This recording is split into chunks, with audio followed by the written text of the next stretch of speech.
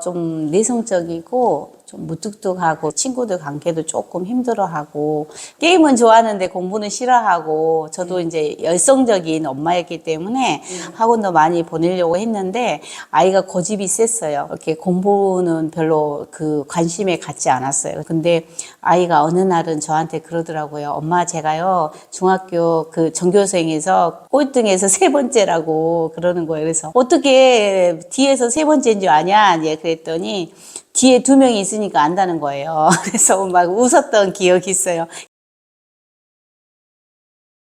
이렇게 특성화고를 떨어졌거든요. 그러니까 성적에서 안 돼가지고 떨어졌어요. 인문계를 가라고 했는데 아이가 절대 거기는 가지 않겠다. 자기는 재수를 하겠다. 고등학교를. 그래서 벤자민에 한번 가봐라. 꿈이 정말 맞는지 1년 동안 자기를 찾는 여행을 했으면 좋겠다. 그래서 벤자민에 들어와서 활동을 하기 시작했는데 우리 아들이 먹고 앉아가지고 게임하고 막 이래가지고 몸무게가 8, 90kg 뭐 그 정도 나갔었거든요. 근데 자기가 벤자민 첫 번째 프로젝트가 자기 가치 프로젝트여가지고 살 빼는 걸 시작을 하겠다고 선택을 했어요.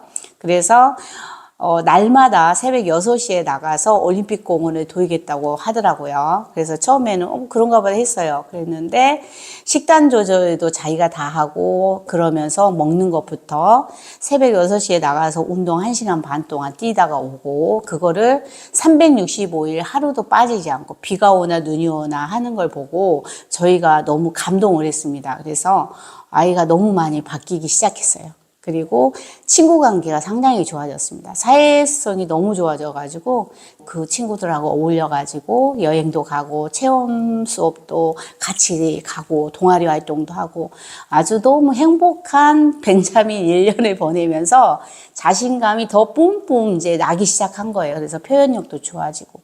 그래서 벤자민 졸업할 때 고등학교를 자기가 다시 그 특성화고에 도전을 했어요.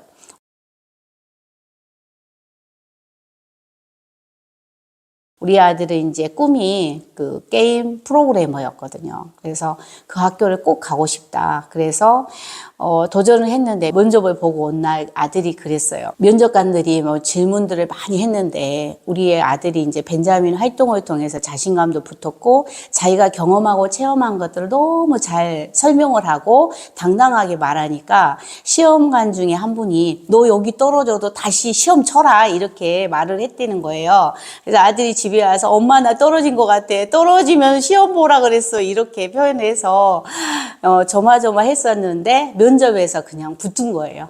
그래서 실제로 아버지는 벤자민 가는 거를 반대했었거든요. 그리고 그때 발표회 날 아들이 마지막 발표하는 건데 꼭 갔으면 좋겠다고 했더니 꽃다발을 사갖고 아버지가 가신 거예요.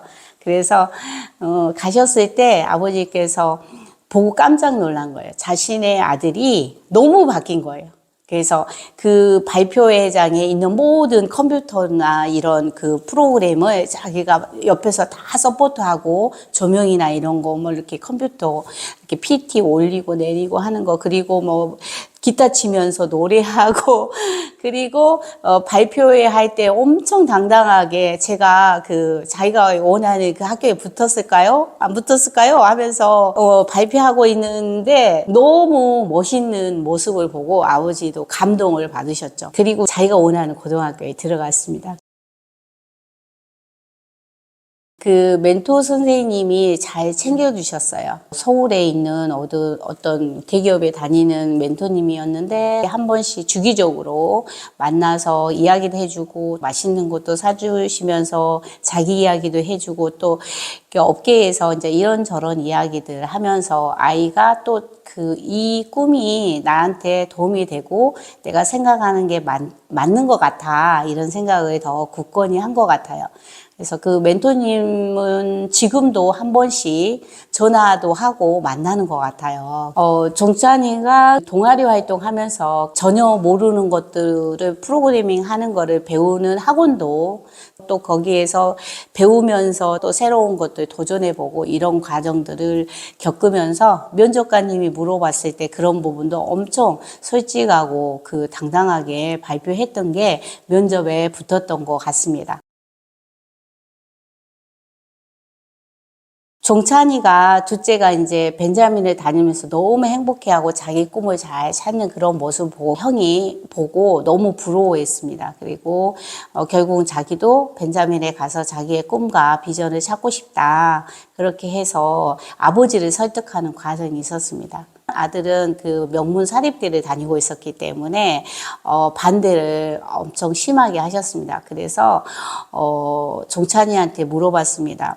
너는 형이 벤자민을 갔으면 좋겠니? 안 갔으면 좋겠니? 뭐가 좋냐? 이런 식으로 종찬이한테 물어봤는데 종찬이가 아버지한테 그것은 형한테 물어보셔야 될 문제입니다. 형이 갈 거고 형이 원하는 것을 들으셔야지 왜 저한테 그걸 물어보십니까? 이렇게 대답을 했습니다. 아버지께 그러면 네 뜻대로 하거라 해서 큰애도 이제 벤자민에 가게 되었죠.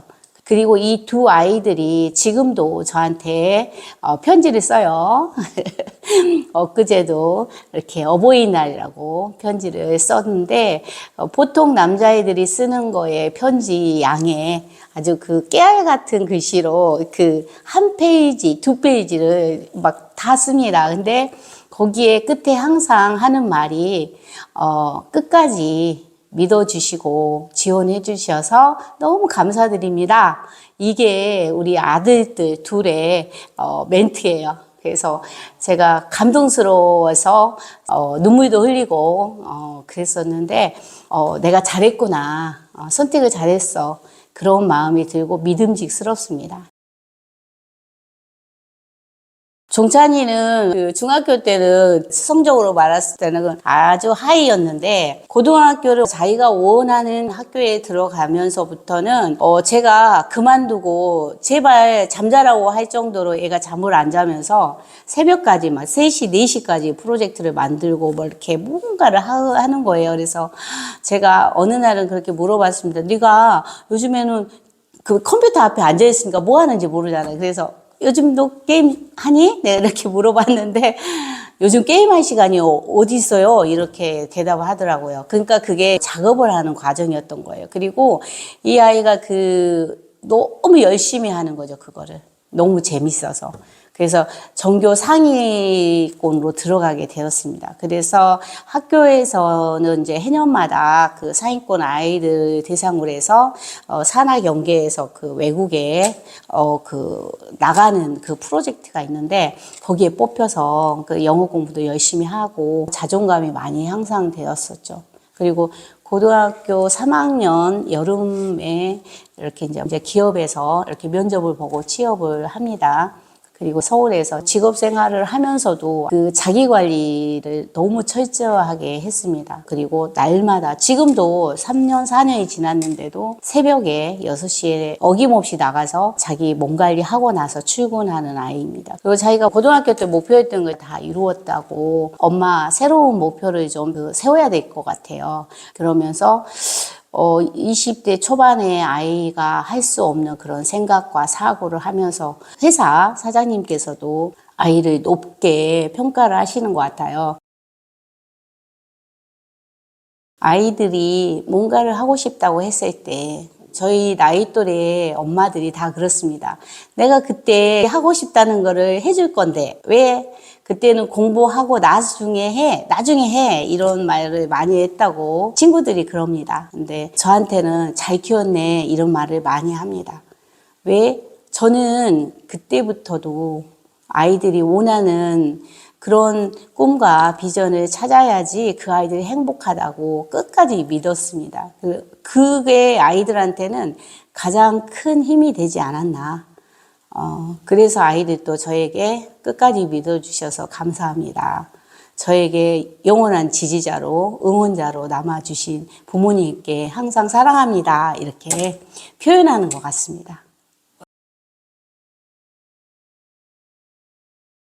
대안학교 벤자민이 나올 때부터 관심을 가졌습니다. 왜 이런 자기를 찾는 여행을 할 수 있는 기회라는 것은 성인이 되기 전에 반드시 겪어야 되는데 우리나라 교육 시스템 자체가 그런 시스템이 없기 때문에 벤자민 일기 이제 나올 때부터 계속 모든 아이들을 주시하면서 계속 지켜봤습니다. 그래서 6년을 지켜보고 제가 적극적으로 지원을 하고 투자를 한 거거든요. 근데 역시나 잘 선택했다 그렇게 생각을 하고 있습니다.